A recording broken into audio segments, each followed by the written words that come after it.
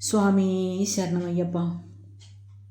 മകരവിളക്കും മകരജ്യോതിയും രണ്ടും രണ്ടാണ്. മകരസംക്രാന്തി ദിവസം വൈകുന്നേരം ആകാശത്ത് തെളിയുന്ന തിളക്കമുള്ള നക്ഷത്രത്തെയാണ് മകരജ്യോതി എന്ന് വിളിക്കുന്നത്. ഇത് പ്രകൃതിദത്തമായ ഒന്നാണ്. മകരം നക്ഷത്രം സൂര്യൻ ധനുരാശിയിൽ നിന്ന് മകരം രാശിയിലേക്ക് മാറുന്ന ശുഭമുഹൂർത്തത്തിലാണ് ഇത് ദൃശ്യമാകുന്നത്. ഈ നക്ഷത്രത്തെ കണ്ടാണ് ഭക്തർ ശരണം വിളിക്കുന്നത്. മകരവിളക്ക് ശബരിമലയ്ക്ക് അഭിമുഖമായുള്ള പൊന്നമ്പലമേട്ടിൽ തെളിയുന്ന പ്രകാശത്തെയാണ് മകരവിളക്ക് എന്ന് പറയുന്നത്. പണ്ടുകാലത്ത് പൊന്നമ്പലമേട്ടിൽ വസിച്ചിരുന്ന മലയരന്മാർ മകരസംക്രാന്തി ദിവസം അവിടെ ദീപാരാധന നടത്തിയിരുന്നു.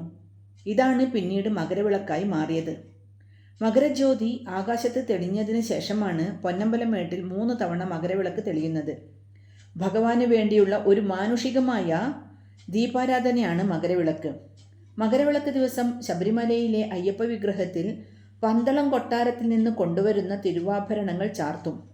ഈ സമയത്താണ് സന്നിധാനത്ത് ഏറ്റവും വലിയ ദീപാരാധന നടത്തുന്നത്. ഈ ദീപാരാധനയുടെ അതേ സമയത്താണ് പൊന്നമ്പലമേട്ടിലും വിളക്ക് തെളിയുന്നത്. ഹരേ കൃഷ്ണ.